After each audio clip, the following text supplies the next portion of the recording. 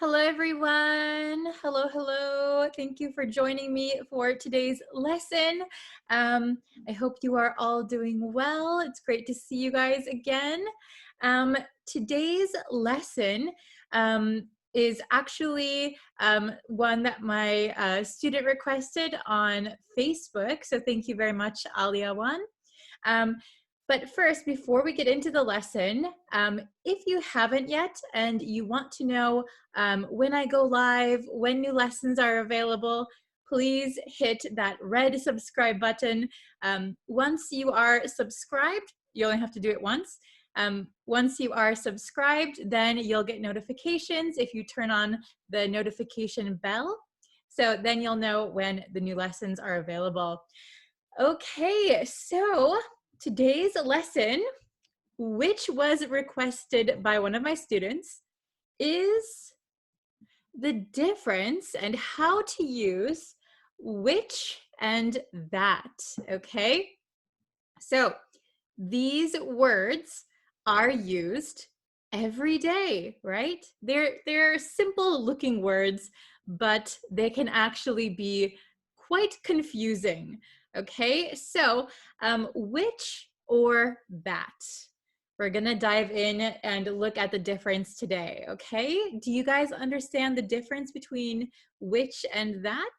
Let me know in the comments, okay? So I'm going to get the big whiteboard out first of all, so we can really take a look and see what we're looking at here, okay?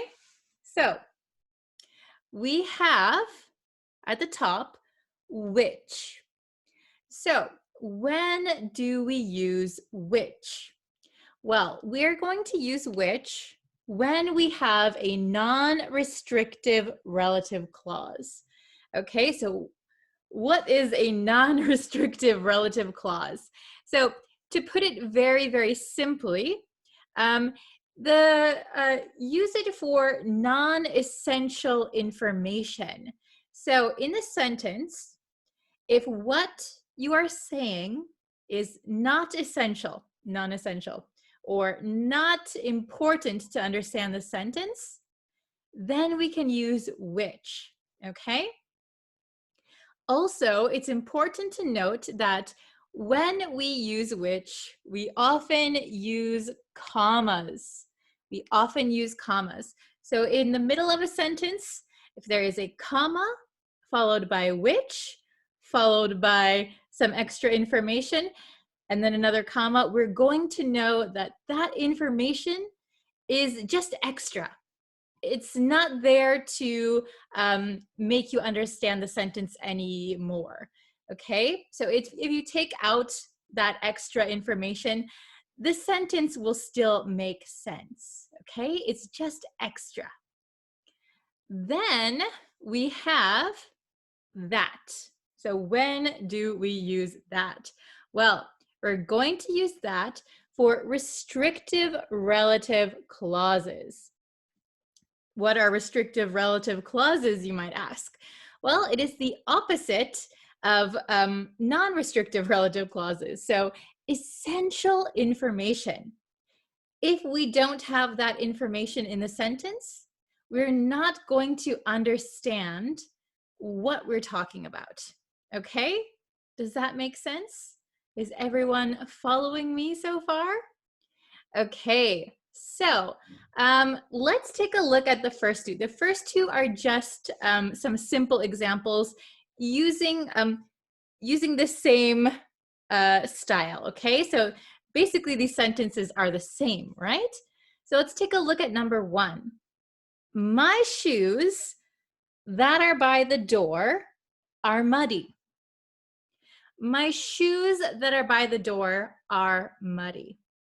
Okay, so since we are using that, that means that this information is important. It is essential to understand this sentence. Okay, and notice we don't have any commas.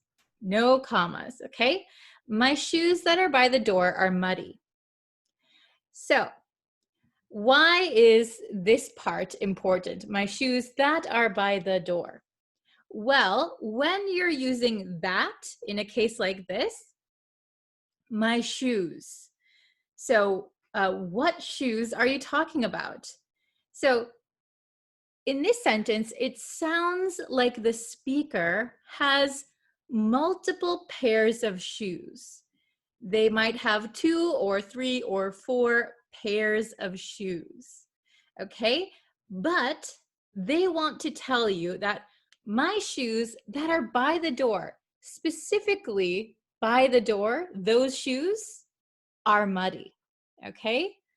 Does that make sense? So this is essential information because not my shoes that are in the shoe closet, not my shoes that are outside, specifically my shoes that are by the door are muddy, okay? Very good. And if you don't know what muddy means, it means very dirty. So when you go outside after it rained, maybe your shoes have a lot of that soft, wet dirt on them. That is called mud. So your shoes are muddy, okay? Number 2, it's a very similar sentence, okay? We just changed which and that. My shoes, comma, which are by the door, comma, are muddy. So here we know, because we're using which, that this information is not essential, not really that important. It's just extra information. So here, this sounds like maybe this person only has 1 pair of shoes, okay? My shoes, by the way, which are by the door, are muddy, okay? So this is not essential to understand what shoes they're talking about. My shoes are muddy. I only have 1 pair of shoes and they're muddy. Okay, so my shoes, which are by the door, are muddy. Listen to how I read this sentence with the commas, okay? My shoes, which are by the door, are muddy. You can hear a slight pause with the commas, okay? Where the commas are, I pause a little bit when I read it. Okay, that is because the comma makes you pause for a second. This extra information, pause again, get back to the main part of what you're talking about. So notice here, I don't pause. My shoes that are by the door are muddy. My shoes that are by the door are muddy. My shoes, which are by the door, are muddy. Okay, does everyone understand? Are you following me? I hope so. Okay, now it's your turn. So we're gonna answer number 3 and 4. Answer it the best you can. Just, I'll give you a little bit of a hint, is that I didn't put any commas on purpose. So once we answer, I'll insert some commas if needed. Okay, so let's take a look at number 3. His school, so either which or that, has thousands of students, has a friendly atmosphere. Okay? His school has thousands of students, has a friendly atmosphere. Okay? Try and figure out if it's that or which. Which do you think is correct? That or which? Write your answers in the comments, okay? Let's see. Okay, I'll give you a second to decide. Think for a second. Okay, very good. Okay, excellent. So here, his school. He probably does not go to more than 1 school. There's probably only 1 school that this person goes to, okay? So his school, which has thousands of students, oops, I put my comma right here. Oops. Okay. His school, which has thousands of students, has a friendly atmosphere. Okay, so if you take out this part, that's just extra information. His school has a friendly atmosphere. We can totally understand that sentence because we know there's only one school that he goes to. We don't need to know a specific school, okay? His school, which has thousands of students, has a friendly atmosphere. Very good. Sorry, excuse me. Okay, number 4, the last one. Okay, I'll read it. The cup I use every day is missing. The cup I use every day is missing. Which one do you think is correct? Which or that? Give it a try. Write your answer in the comments. Let's see who can get it right. Okay, I'll give you a second to type. I hope you can see this. All right, so I would say that, okay, that. The cup that I use every day is missing. So if we take out this extra part, well, not extra, this necessary part, the cup is missing. So what cup are you talking about? Which cup are you talking about? The cup. I don't know what you're talking about. So the cup that I use every day is missing.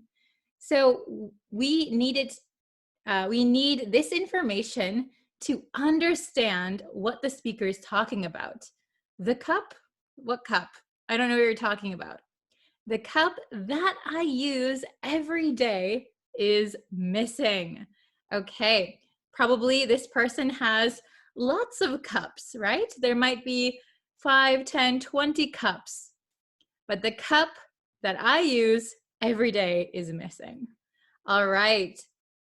Do you understand how to use which and that now? If you want, if you have time, please write an example sentence for each one, okay? I would love to see your sentences. Don't forget that when we use which, we generally need to use commas. When we use that, we don't need to use commas, okay? Very good. So I look forward to seeing your sentences. Please write them in the comments and I will try and comment back to you. Okay, very good. Thank you guys so much for watching. Thank you again to Ali Awan who requested this lesson. If you have any lesson requests, please let me know. I'm always thinking of new lessons, so that would be great, very helpful. Okay, thank you guys so much, and I will see you again tomorrow for another lesson. Bye, everyone.